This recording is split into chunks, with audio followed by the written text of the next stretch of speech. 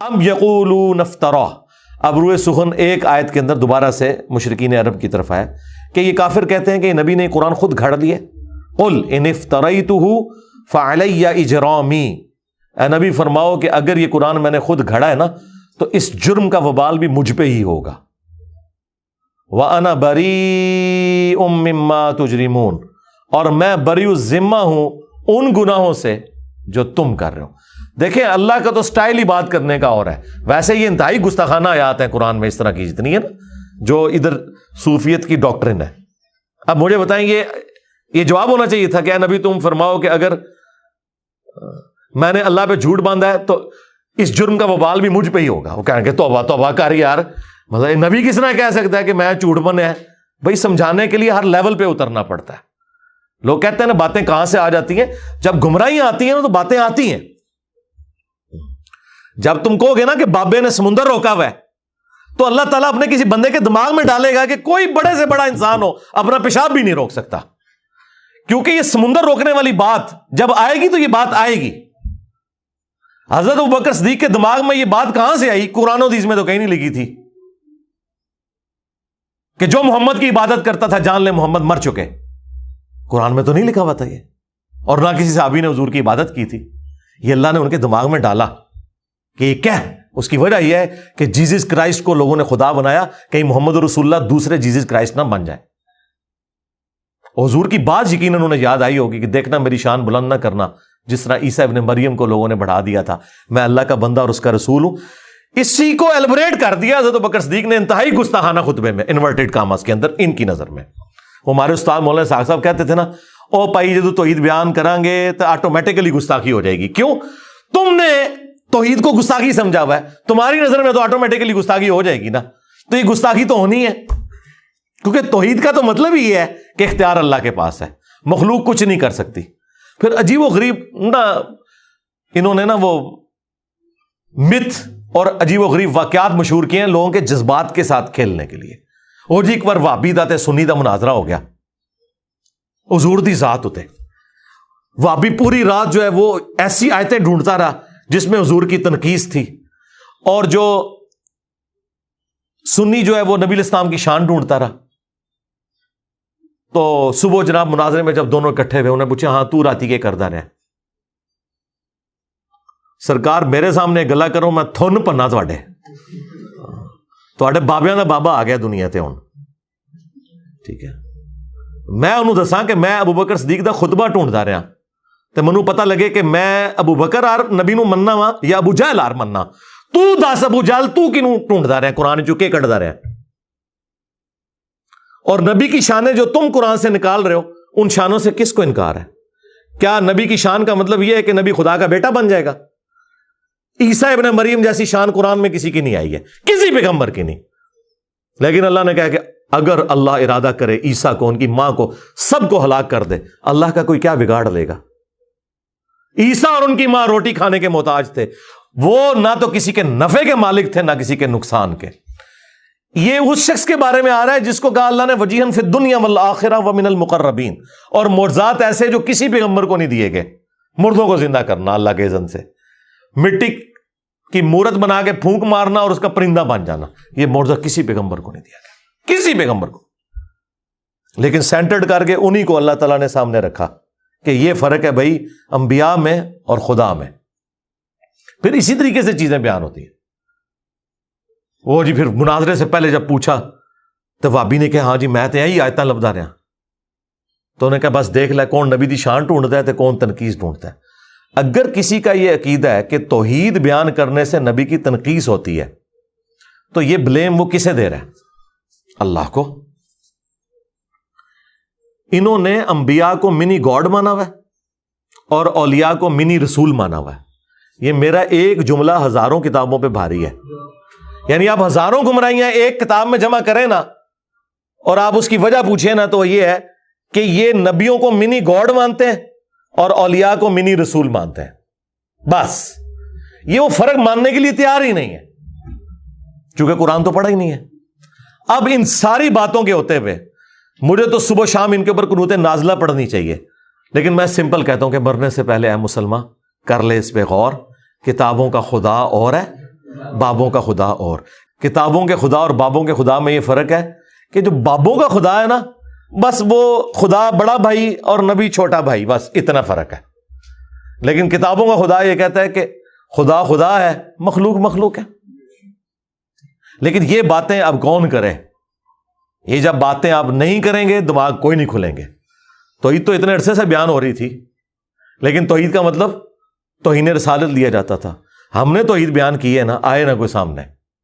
میرے پاس تو سیدھا بھائی چھوڑ دو تم شان رسالت کی بات. چشتی رسول اللہ، اشرف تھانوی رسول اللہ پارٹی کیسے کر سکتی ہے؟ کبھی نہیں کر سکتی. تمہارے بزرگوں نے اپنے ناموں کے کلمے پڑھائے، تمہیں کوئی حق ہی نہیں پہنچتا. تم تو نبی کا دفاع کر ہی نہیں سکتے. نبی کا دفاع کا حق تمہارے پاس سے نہیں ہے، اس کے کاپی رائٹ سب انجینئر صاحب کے پاس ہیں. ہاں، یہ رائٹس ہم آپ کو نہیں دیں گے. توحید بھی یہاں سے بیان کریں گے اور رسالت بھی، صحیح جو رسالت کا کانسیپٹ ہے وہ یہیں سے بیان ہوگا. تو اے نبی تم فرماؤ، اگر میں نے اللہ کے اوپر جھوٹ باندھا ہے، قرآن یعنی میں نے خود گھڑ لیا، تو اس جرم کا وبال بھی مجھ پہ ہوگا، اور میں بری ہوں اس جرم سے جو تم کر رہے ہو. اور یہ دوسری بات درست ہے اس حوالے سے کہ میں نے تو کوئی قرآن نہیں گھڑا، لیکن چونکہ تم نے قرآن کا انکار کیا لہذا تم اس جرم کے اندر شریک ہو کہ تم نے وقت کے پیغمبر کا انکار کیا ہے. دیکھیں جی، قرآن حکیم اپنے عقائد اور نظریات کے اندر بالکل ایک ننگی تلوار ہے، زیرو ٹالرنس ہے. اگر کسی شخص کو انبیاء کا سٹیٹس نہیں پتا، انبیاء کرام کی ذمہ داری، ان کے مراتب نہیں پتا، اور وہ اپنے زوم میں انبیاء کرام کے ساتھ چیزیں منسوب کیے ہوئے ہیں، تو عقیدت اور جذبات کی بنیاد کے اوپر ایسے عقائد منسوب کرنا، سب سے پہلے انبیاء کرام اس سے اعلان برات کرتے گے. نبی علیہ السلام تو دنیا میں بتا کے چلے گئے کہ میری شان کو اس طرح بلند نہ کرنا جس طرح لوگوں نے جیزس کرائسٹ کی شان کو بلند کیا تھا. میں اللہ کا بندہ اور اس کا رسول ہوں، مجھے اللہ کا بندہ اور اس کا رسول کہنا. اب یہ کہنے کی ضرورت کیوں پڑی ہے؟ اسی لیے پڑی ہے کہ آپ کو پتا تھا کہ انبیاء کرام کی ہستیاں اللہ تعالیٰ کی سلیکٹڈ ہستیاں ہوتی ہیں جن کو اللہ تعالیٰ معجزات عطا فرماتا ہے، شان عطا فرماتا ہے، اور اسی وجہ سے لوگ ڈیویٹ ہو کے ان کے اندر خدا کو اس حوالے سے ڈھونڈنا شروع کر دیتے ہیں کہ شاید یہ خدا کی شکل میں دنیا میں اتر آئے ہیں. اور آج دیکھ لیں تقریباً 75 کروڑ کے قریب ہیں پروٹیسٹنٹ جو حضرت عیسیٰ کو اللہ مانتے ہیں. 75 کروڑ، جی اتنے بریلوی دیوبندی نہیں ہے دنیا میں جتنے پروٹیسٹنٹ ہیں. اور اللہ کیا کہہ رہا ہے؟ لقد کفر الذین قالوا ان اللہ هو المسیح ابن مریم. بے شک وہ لوگ کفر کر رہے ہیں جو یہ کہہ رہے ہیں کہ اللہ ہی عیسیٰ ابن مریم ہے. قل فمن یملک من اللہ شیئا، اے نبی ان سے فرماؤ کہ اللہ کا کوئی کیا بگاڑ لے گا. ان اراد ان یہلک المسیح، کہ اگر اللہ تعالی ہلاک کر دے مسیح کو اور ان کی ماں کو اور جتنے زمین میں، سارے بزرگ بابے جتنے زمین میں ہیں سب، اگر ان کو اللہ ہلاک کر دے، وصال شریف نہیں، ہلاک، یہ غصے کا اظہار ہے تاکہ فرق پتہ چلے. یعنی اگر آپ یہ دیکھیں یہ ووکیبلری کا جو استعمال ہے یہ اسی لیے تاکہ آپ کے دماغ کھولے جائیں. اور یہ اللہ کہہ سکتا ہے، بندے نہیں کہہ سکتے. سرکار اللہ نے کسے کہا ہے؟ فرشتوں کو کہا یا ہمیں کہا ہے؟ ہمیں کیوں کہا ہے؟ کہ ہم نے اسی طریقے سے آگے بات کرنی ہے. نبی کو کہا گیا قل فمن یملک من اللہ شیئا، اے نبی ان سے کہیں جب کوئی بھی عیسیٰ ابن مریم کے بارے میں یہ بات کرے تو ان سے کہو کہ اللہ کا کوئی کیا بگاڑ لے گا. تو یہ پوری امت کے لیے. اور حضرت ابوبکر صدیق نے تو ہمارا مسئلہ ہی آسان کر دیا. 8 جگہ حدیث آئی ہے بخاری میں اور 4 جگہ تفصیلی. من کان یعبد محمدا فان محمدا قد مات. دیکھو جو بھی تم میں محمد کی عبادت کرتا تھا جان لے کہ وہ مر چکے. اللہ اکبر. وصال شریف نہیں، شہید شریف نہیں، وفات شریف نہیں، فإن محمدًا قد مات. ومن يعبد اللہ، اور جو کوئی اللہ کی عبادت کرتا تھا وہ جان لے فإن اللہ حی لا يموت، کہ بے شک اللہ تعالیٰ زندہ ہے، اسے کبھی موت نہیں آئے گی. تو یہ بات یاد رکھیں، یہ بڑا سینسٹیو ایشو ہے. اور یہ انبیاء کرام کی جو دعوت سینٹرڈ اراؤنڈ توحید ہوتی ہے وہ اسی وجہ سے ہے کہ انہیں پتہ ہے کہ اللہ کا کیا سٹیٹس ہے اور بندوں کا کیا سٹیٹس ہے. اگر خدا کا تعارف کسی کو ہے نا وہ جرت نہیں کر سکتا. مجھے بتائیں ایک عام انسان جس میں تھوڑا سا ایمان ہے, کیا وہ اپنی عبادت کروا سکتا ہے؟ کیا وہ اپنے سامنے کسی کو جھکا سکتا ہے؟ کیا وہ یہ دعویٰ کر سکتا ہے کہ سارے بزرگوں کی گردنوں پہ میرا پاؤں ہے؟ ہاں, تو یہ قصیدہ غوثیہ میں پڑھتے ہیں, گولڈا شریف ہر جمعے کو پڑھا جاتا ہے, لوگ کھڑے ہو کے شوق سے پڑھتے ہیں, سبحان اللہ بھی کہتے ہیں سننے والے. اور دوسری طرف یہ کہتے ہیں کہ جی اللہ کا جتنا کوئی بڑا بندہ ہوتا ہے اس میں اتنی عاجزی پائی جاتی ہے. میں نے تو پلانٹ ارتھ پہ اتنا تکبر نہیں دیکھا کہ کوئی شخص یہ کلیم کرے کہ تمام اولیاء کی گردن پہ میرا پاؤں ہے. کتنا بڑا جملہ ہے یہ. تو حضرت ابوبکر, عمر, عثمان و علی نے کبھی صحابہ کے بارے میں نہیں بولا. تو یہ کہتے ہیں کہ عبد القادر جیلانی نے فرمایا. ہم کہتے ہیں اگر انہوں نے کہا ہے تو وہ قرآن و سنت کے تو بالکل خلاف ہے, اور اگر انہوں نے نہیں کہا تو بری ہیں. نہ ہم ان کی طرف سے جھوٹا دفاع کرتے ہیں کہ انہوں نے نہیں کہا ہوگا. پہلے ہم کسی زمانے میں کرتے تھے, اب مجھے کسی سے کوئی ہمدردی نہیں. سیدھی سی بات ہے, اللہ سے ڈر لگتا ہے کہیں ان میں سے کسی نے کام ڈالا ہو تو اللہ تعالیٰ منو کہ تو ادھر بڑھ گیا سا, تنو کیڑی چیز مجبور کرتی سی. دیکھیں ہمیں جو چیز مجبور کرتی ہے نا دفاع کرنے پہ, وہ ان ہستیوں کا دفاع ہے جن کے پیچھے قرآن و سنت کھڑے میں, یعنی صحابہ اہل بیت, انبیاء کرام. ان کے بعد ہمیں نہیں پتا کہ کس نے کام ڈالا ہے اور کس نے واقعی دین کی خدمت کی ہے. ٹھیک ہے, کیونکہ کئی لوگ جن کو ہم اچھا سمجھتے تھے, ہمیں اتھینٹک نالج سے پتا چلا کہ انہوں نے بھی کام ڈالا ہے. یعنی یہ جو پچھلے 100 سال کے اندر ہے ان کی تو قلم کی سیاہی بھی نہیں ابھی خشک ہوئی بھی ہے. تو بات یہ کہ اللہ سے ڈر جائیں, قرآن و سنت پہ آ جائیں. وہ غامدی صاحب سے کسی نے پوچھا نا کہ جی وہ قرآن میں تو لکھا ہے تو وہ فلاں بزرگ یہ کہہ گئے. انہوں نے کہا جی اللہ تعالیٰ مجھ سے یہ نہیں پوچھے گا کہ فلاں بزرگ یہ کہہ کے گئے تھے تو نے کیوں نہیں مانا. اللہ مجھ سے یہ پوچھے گا کہ قرآن میں یہ لکھا ہوا تھا, جو قرآن تیرے پاس آیا تھا تو نے اس کو مانا تھا کہ نہیں. اب مجھے بتائیں میرے پاس قرآن آیا تو میں یہ کہوں گا کہ فلاں نے یہ کہا ہوا ہے, میں تو اس کا پابند ہوں. جب اللہ میرے پاس آیا ہوا ہے, قرآن آنے کا مطلب ہے اللہ آ گیا, سنت آنے کا مطلب یہ ہے کہ نبی علیہ السلام خود آئے ہیں میرے پاس. ان کے ہوتے ہوئے میں نے کسی بزرگ کے قول کے ساتھ مجھے کوئی ہمدردی ہے, یا میں نے مطلب ان کی بزرگی بچانے کی خاطر ان کے باطل عقائد و نظریات کا کوئی دفاع کرنا ہے, نہیں. اصل چیز میں نے اس رکوع کے اوپر اتنا ٹائم اس لیے لگایا کہ تاکہ آپ کو پتا چلے کہ انبیاء کرام کے بارے میں عقیدہ کیا ہونا چاہیے. سورۃ الانبیاء پڑھیں, بندہ حیران ہو جاتا ہے. وہ سورت کا نام ہے انبیاء. عام بندوں سے پوچھیں جنہوں نے نہیں پڑھی, وہ کہیں گے جو نبیوں دی شانہ بیان ہوئی ہیں. حالانکہ انبیاء جو سورۃ الانبیاء ہے اس میں اللہ تعالیٰ نے بتایا کہ انبیاء کا سٹیٹس کیا ہے, انہوں نے کیا کام کیا, اور نبی میں اور اللہ میں فرق کیا ہے. پورے قرآن میں جو انبیاء کرام کے حوالے سے چیزیں ڈسکس ہوئی ہیں وہ یہی ہوئی ہیں کہ یہ اللہ کے اتنے برگزیدہ بندے تھے کہ یہ اللہ کی طرف اورینٹڈ ہوتے تھے, ہر معاملہ اللہ کے سپرد کرتے تھے, اللہ سے مانگتے تھے, اسی سے دعائیں کرتے تھے, اسی سے اپنے عقیدے وابستہ رکھتے تھے. یا یہ بیان ہوا ہے کہ جو انبیاء کے بارے میں ایسا عقیدہ رکھتے ہو, ایسا عقیدہ ان کے بارے میں نہیں رکھ سکتے. انبیاء کرام جو ہیں وہ اللہ تبارک و تعالیٰ کی توحید کے معاملے میں کوئی کمپیریزن ہی نہیں ہے, وہ مخلوق ہیں, وہ خالق ہے. یہ دو چیزیں بیان ہوئی ہیں. اس لیے میں نے پچھلے دنوں ایک تفصیلی ویڈیو ریکارڈ کروا دی ہے, شیطانی توحید, شیطانی بابوں کا فتنہ. یہ شیطانی توحید ہے جس میں آپ انبیاء کرام کو, اولیاء کو اللہ کے مقابلے پر لے آتے ہیں. اور رحمانی توحید یہ ہے کہ انبیاء اور اولیاء بھی اللہ سے مانگتے تھے, تم نے بھی اللہ ہی سے مانگنا ہے. ہاں انبیاء اور اولیاء ان کی جو شانیں ہیں وہ اسی وجہ سے ہیں کہ وہ گاڈ اورینٹڈ تھے, نہ کہ اس وجہ سے کہ انہوں نے خود کوئی ایسا کیا ہے. نہیں, وہ گاڈ اورینٹڈ تھے, اللہ نے انہیں انعام دیا. اور انبیاء تو ویسے ہی مخلص بندے ہیں, نبی تو کوئی بندہ محنت سے بھی نہیں مان سکتا. وہ اللہ تعالیٰ نے جسے عطا فرما دیا وہ اللہ تعالیٰ کے مخلص بندے ہیں, ان کے برابر تو کوئی بھی نہیں پہنچ سکتا. لیکن یہ ساری تعریفیں کرنے کے بعد ان ہستیوں کو اونچا نہیں کرنا ہوتا, خدا اورینٹڈ ہونا ہے. ہم عام مسلمان ہیں نا. اب مجھے بتائیں, اللہ کے فضل سے میں نے جو سٹیٹس اویل کیا ہے اس دعوت کے عوض ختم نبوت کی برکت سے, اس طرح کا سٹیٹس انسانی ہسٹری میں بڑے کم لوگوں نے اویل کیا ہوگا. لیکن مجھ سے اگر کوئی آ کے پوچھے, میرے سامنے کوئی جھکنے کی کوشش کرے, میرے پاؤں کو ہاتھ لگانے کی کوشش کرے, تو میں فوراً ڈر جاتا ہوں کہ یار یہ خدا کیا سوچے گا میرے بارے میں, مجھے آخرت کی. اب مجھے بتائیں, یہ جو بابے اپنا چٹواتے رہے ہیں, یہ پاؤں والا سلسلہ اور جو کچھ یہ کرواتے رہے ہیں, ان کو تو پھر خوف خدا بھی کوئی نہیں تھا. وہ ڈاکٹر ذاکر نائک کہہ رہے ہیں, میں ایئرپورٹ پہ اترا نا تو ایک عورت, کوئی پروفیسر تھی, بوڑھی خاتون, تو اس نے مجھے پہچان لیا اور ہندو تھی.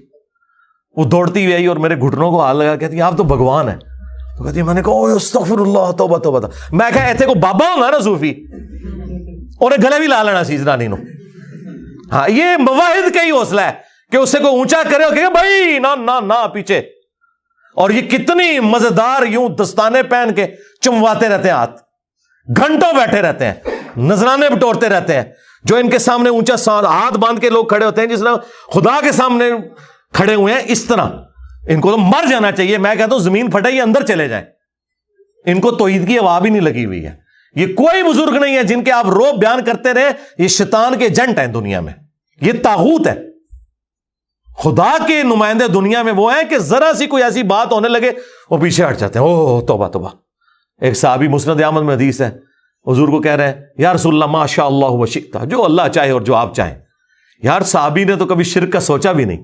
حضور کیا کہہ رہے ہیں, اجعلتنی للہ ندا, تو نے مجھے اللہ کے مقابلے پہ کھڑا کر دیا. بل قل ما شاء اللہ وحدہ, بلکہ کہے جو اکیلا چاہے. اس کے اوپر نبی علیہ السلام کو جواب بڑے اچھے طریقے سے دیا جا سکتا تھا. آج کا اگر کوئی بریلوی ہوتا کہ یا رسول اللہ آپ اللہ کے بندے ہیں, وہ اللہ. میرا کہنے کا مطلب یہی تھا کہ جو اللہ چاہے اس کے بعد جو آپ چاہیں, کوئی دوسری بات ہی نہیں بھائی. حضور کو پتا تھا, کیونکہ نبی علیہ السلام کو اللہ کا خوف تھا. جسے اللہ کا خوف ہوتا ہے نا, جو گاڈ اورینٹڈ ہوتا ہے, اس سے پتہ ہی معاملہ کتنا سینسٹیو ہے. اللہ تعالیٰ کس قسم کی توحید چاہتا ہے اپنے بندوں سے. جن لوگوں کو توحید کا تعارف نہیں ہے نا, وہ آپ کو یہ سارے کرتب کرتے ہوئے نظر آئیں گے اور اتنے بڑے بڑے دعوے کرتے ہوئے نظر آئیں گے. دعویٰ جس نے کر دیا نا کہ میں کر لواں گا, ٹھیک ہے, ہاں یہ آپ دعویٰ کر سکتے ہیں کہ انشاءاللہ میری اتنی پریکٹس ہے کہ میں سینچری مار لوں گا, یہ آپ کر سکتے ہیں. خدا سے متعلق کوئی دعویٰ کہ آخرت کسی کی آپ سنوار سکتے ہیں, یہ دعویٰ کرنا شرک ہے. ہاں دنیا میں آپ دعویٰ کر سکتے ہیں, کوئی بھی بندہ کہہ سکتا ہے کہ میں نے اتنی محنت کی ہے کہ میں پرائم منسٹر بن جاؤں گا, تیرا حق ہے تو کہہ.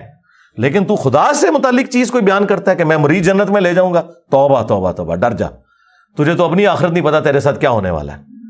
تو یہ دعوے صرف وہ لوگ کرتے ہیں یا وہ شیطان کے ایجنٹ ہیں دنیا میں, یا جاہل مطلق ہیں, پاگل, مینٹل, مجنون, کلندر, جو مرضی بھی لفظ کر دو, ورنہ جس میں تھوڑی سی عقل ہے وہ اللہ سے ڈرتا ہے, وہ کبھی سوچ بھی نہیں سکتا.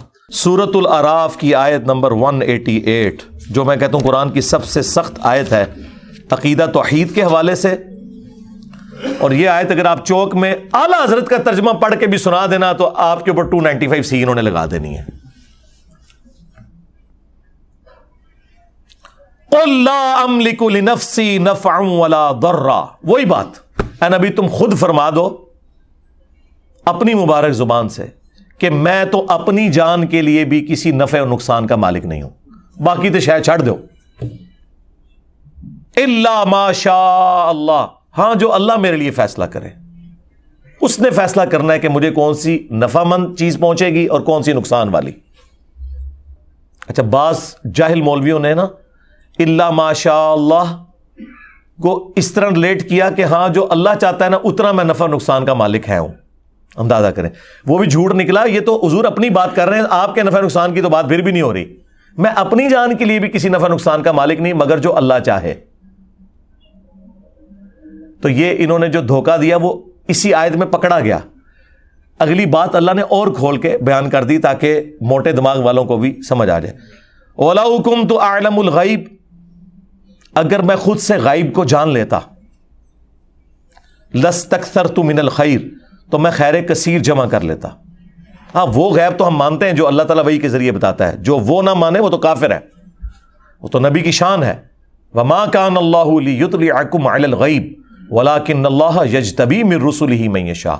اللہ کی یہ شان نہیں کہ ہر ایک کو غیب پر اطلاع دے, وہ اپنے پیغمبروں میں سے جسے چاہتا ہے چن لیتا ہے, اور تمہارا کام ہے اللہ اور اس کے پیغمبروں کے اوپر ایمان لے کر آؤ. لیکن اگر نبی علیہ السلام خود سے غیب جان لیتے کہ مستقبل میں کیا ہونے والا ہے, تو اے نبی تم فرما دو میں خیر کثیر جمع کر لیتا. ظاہر ہے جب آپ کو مستقبل کا حال پتہ چل جائے, آج کے دور میں سمجھنے کے لیے کہ ڈالر کی قیمت یا گولڈ کی اوپر جانے والی ہے, آپ دیکھیں اس ایک سال میں ڈبل ہو گیا گولڈ. یہ مجھے اس لیے پتا ہے کہ مجھے اس دفعہ ڈبل زکات نکالنی پڑی ہے اسی گولڈ کی, جو گولڈ اتنا ہی پڑا ہوا ہے, زکات ڈبل دینی پڑی ہے. کیوں؟ قیمت اوپر چلی گئی. تو اگر یہ بات اس وقت لوگوں کو پتا ہوتی تو لوگوں نے اپنے پلاٹ بھی بیچ کے نا گولڈ لے کے رکھ لینا تھا. پلاٹ سے اترے اوپر نہیں گئے جتنا گولڈ گیا.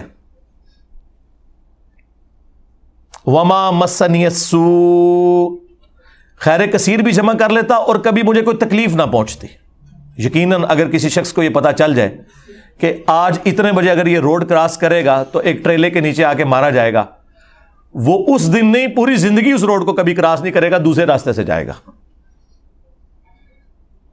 لیکن ایسا نہیں ہوگا، کبھی بھی نہیں ہوگا. اللہ تعالیٰ نے اس طرح کا کبھی کسی کو اختیار دیا ہی نہیں ہے. جو دیا وہ غیبی خبر کے طور پر دیا اور وہ ٹال نہ کوئی سکا، وہ ویسے ہی ہوا. جیسے صحیح مسلم میں حدیث ہے، حضرت عمر کہتے ہیں نبی الاسلام نے غزوہ بدر سے ایک دن پہلے زمین پہ لکیریں کھینچی، کل یہاں ابو جہل کی لاش ہوگی، یہاں عتبہ کی، یہاں شیبہ کی، اور اللہ کی قسم انہی جگہوں پہ اگلے دن وہ لاشیں پڑی ہوئی تھیں. یہ حضور کو اللہ تعالیٰ نے غیبی خبر دی، وہ ٹال نہیں سکتی تھی کبھی بھی.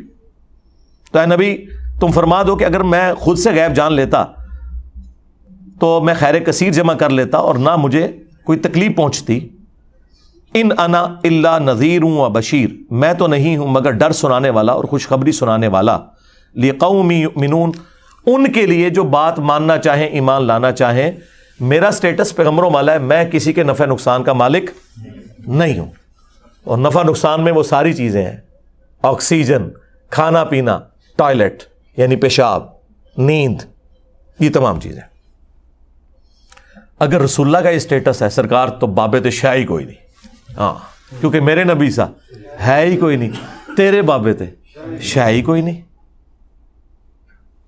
اس لیے میں کھول کھول کر چیزیں بیان کرتا ہوں تاکہ کسی موٹے دماغ میں بھی کوئی کہیں کو کیڑا گھسا ہوا ہے نا، کسی شیطان نے گھسایا ہوا ہے، تو اسے سمجھ آ جائے.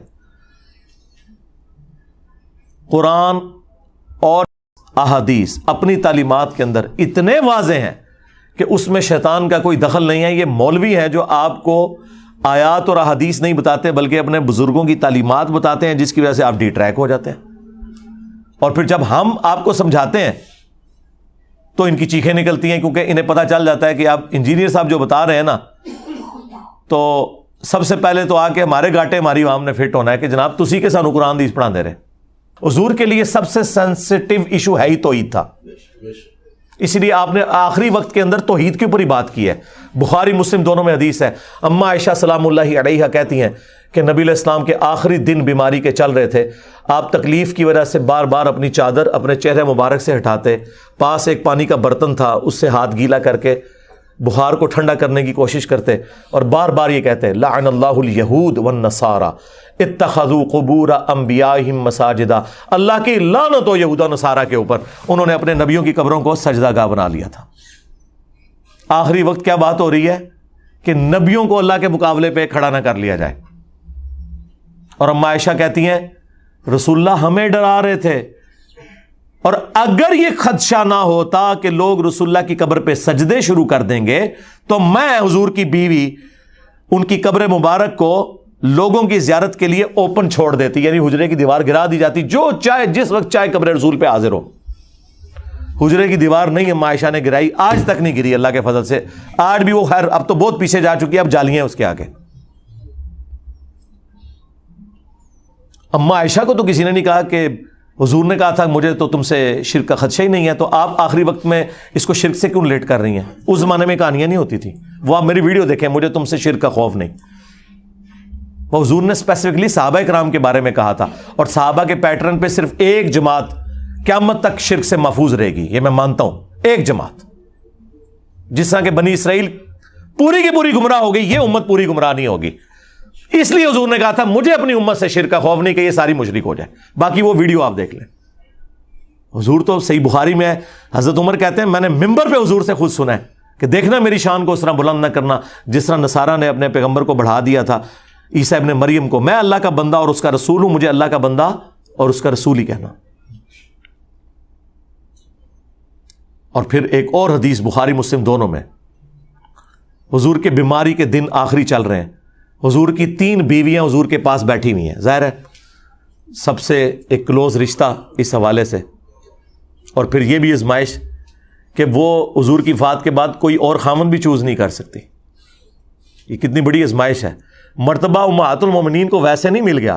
آپ سیدہ عائشہ کی تکلیف کا اندازہ کر سکتے ہیں کہ ایک 18 سال کی بچی جس نے حضور کے بعد 47 سال زندہ رہنا ہے، اس کو اللہ نے ایک بچہ بھی نہیں دیا کہ اس کے سارے زندگی گزار لے. اکیلا وہ 47 سال کا سفر انہوں نے اس حجرے میں کیا ہے. اس تکلیف کا کوئی اندازہ لگا سکتا ہے؟ اہم ہی نہیں اتنا بڑا مرتبہ. عمار ابن یاسر جو ہے وہ کوفے کے ممبر پہ کہہ رہے کہ لوگوں، عائشہ دنیا اور آخرت میں تمہارے نبی کی بیوی ہیں. مرتبہ نہیں کم ہو سکتا، اگرچہ انہوں نے خلیفہ وقت کے خلاف خروج کیا، مرتبہ نہیں کم ہوا، لیکن اللہ تمہیں آزما رہا ہے کہ عائشہ کی اطاعت کرتے ہو یا اللہ کی اطاعت کرتے ہو حضرت علی کا ساتھ دے کر، کیونکہ وہ اولی الامر منکم وہ ہیں. لیکن عمار ابن یاسر نے اما عائشہ کا مرتبہ نہیں کم کیا کہ ان کی اس غلطی سے ان کی زندگی کو 0 سے ملٹیپلائی کر دے. کہا دنیا اور آخرت میں تمہارے نبی کی زوجہ ہیں. یہ ایک آزمائش ہے کہ تم نے اللہ کی اطاعت کرنی ہے یا عائشہ کی اطاعت کرنی ہے. اس لیے میں کہتا ہوں میں عمار ابن یاسر والا شیعہ ہوں، میں رافضی والا شیعہ نہیں ہوں. مرتبہ کم نہیں ہوگا، ہاں اختلاف رائے اپنی جگہ رہے گا. تو اما عائشہ اس حجرے میں رہی 47 سال تک. تو اما عائشہ بیٹھی ہوئی ہیں، سیدہ ام سلمہ بیٹھی ہوئی ہیں اور ام حبیبہ بیٹھی ہوئی ہیں. 3 بیویاں حضور کی، اور ان میں سے یہ تو سینئر بیویاں ہیں، اسلام میں بھی سینئر ہیں. انہوں نے ہجرت مدینہ سے پہلے ہجرت حبشہ بھی کی ہوئی ہے. تو وہ ہجرت حبشہ کا ذکر کرتے ہوئے کہتی ہیں ام حبیبہ اور ام سلمہ کہ یاد ہے کہ جب ہم وہاں سے گزرے تھے ہم نے ایک ماریا نام کا گرجا دیکھا تھا جس میں کچھ قبریں بھی تھیں اور تصویریں بھی لٹکی ہوئی تھی. حضور نے بس یہ بات سنی، آپ تکلیف کے عالم میں اٹھ کے بیٹھ گئے. توحید is the most sensitive issue in the sight of Allah and his beloved prophet صلی اللہ علیہ وآلہ وسلم. کہا یہی تو ان میں خرابی تھی، جب ان کا کوئی نیک بندہ یا پیغمبر فوت ہو جاتا تھا اس کی قبر کے اوپر سجدے شروع کر دیتے تھے، تصویریں لٹکا لیتے تھے. قیامت کے دن یہ بدترین مخلوق بنا کر اٹھائے جائیں گے. اللہ اکبر. اور حضور نے پہلے ہی ڈرا دیا کہ یہ کام تم نے نہیں کرنا. اور مسلم شریف میں حدیث ہے، جندب رضی اللہ تعالیٰ عنہ کہتے ہیں حضور نے اپنی وفات سے 5 دن پہلے یہ بات کہی اور میں نے خود سنی کہ دیکھنا اگلے لوگوں میں جب ان کا کوئی پیغمبر یا نیک آدمی فوت ہو جاتا تھا وہ اس کی قبر پہ سجدے شروع کر دیتے تھے. تم نے یہ کام نہیں کرنا میرے ساتھ. میں کہتا ہوں کس لیول پہ اتر کے آپ کے پیغمبر نے آپ کو سمجھایا ہے. حریص علیکم بالمؤمنین رؤوف الرحیم. یار کون ہوگا جو اتنا آپ کی آخرت کے ساتھ محبت کرے گا بجز ہمارے پروفٹ کے صلی اللہ علیہ وآلہ وسلم. مسند احمد کی حدیث ہے، نبی علیہ السلام نے فرمایا اللہم لا تجعل قبری وثنا یعبد. اے اللہ میری قبر کو وہ بت نہ بنا دینا کہ لوگ اس کی پرستش شروع کرتے ہیں. اپنی قبر کو بت کہہ دیا. وہ قبر جو ہمیں ہمارے ماں باپ اولاد سب لوگوں سے بڑھ کر عزیز ہے، جس قبر کی حاضری اس پلانٹ ارتھ کی سب سے بڑی نفلی عبادت ہے، اس قبر کو بھی کہہ دیا کہ یہ بت ہوگا اگر اللہ کے مقابلے پر اس پہ بھی سجدے شروع ہو جائیں گے. اور تواڈے بابے دے مزار تے شاہی کوئی نہیں، لے جاؤ تم بابے اپنے. جس قبر کی عظمت تھی اس کا سٹیٹس کلیئر کر دیا ہے، اللہ میری قبر کو بت نہ بننے دینا کہ لوگ پوجا کریں. نبی کا تو کوئی قصور نہیں، لیکن حضور خود اپنی قبر کے بارے میں کہہ رہے ہیں کہ اسے بت نہ بنانا. ابو داؤد میں حدیث ہے میری قبر پہ میلہ نہ لگانا. تم دنیا کے کسی بھی حصے میں درود پڑھو گے اللہ تمہارا درود مجھ تک پہنچا دے گا. اللہم صلی علی محمد وعلی آل محمد. درود کے لیے بھی میلہ نہیں لگانا، تمہارا درود میرے تک پہنچ جائے گا. سلام عرض کرو اور نکل جاؤ آگے، میلہ نہ لگانا. وہ 4 کتابوں میں، الموطا امام مالک میں، فضل الصلاۃ علی النبی میں، المصنف ابن ابی شیبہ اور سنن کبریٰ البیہقی میں، کہ عبداللہ بن عمر جب بھی مدینہ شریف سے نکلتے سفر کے لیے یا واپس آتے ان کی روٹین تھی کہ مسجد نبوی میں 2 نفل پڑھتے، قبر رسول پر آ کر عرض کرتے السلام علیک یا رسول اللہ. پھر حضرت ابو بکر کی قبر پر السلام علیک یا ابا بکر، اور پھر حضرت عمر کی قبر پہ السلام علیک یا عمر. ایک روایت میں یا ابتا، اے میرے باپ آپ پر سلام ہو. وہ اپنی جگہ ٹھیک ہے، اس قبر جیسا تو ہے ہی کوئی نہیں. اس کی بنیاد پہ آپ نے اپنے بزرگ بابوں کے جو مزار کلیم کیے میں نا یہ سب فراڈ ہے. باقی مزارات، گنبد خضرا، یہ ایک الگ سے ایک سینسٹیو ٹاپک ہے، اس پہ میری الگ سے ویڈیوز ریکارڈ ہے، وہ پھر مجھے 2 گھنٹے اور لگ جائیں گے. اس کے لیے آپ میری ویڈیوز دیکھیں. میں نے ایک ایک مقدمہ جو ہے وہ توحید کے حوالے سے کلیئر کیا. سبحانک اللہم و بحمدک اشہد ان لا الہ الا انت استغفرک و اتوب الیک وما علینا الا البلاغ المبین. جزاکم اللہ خیرا.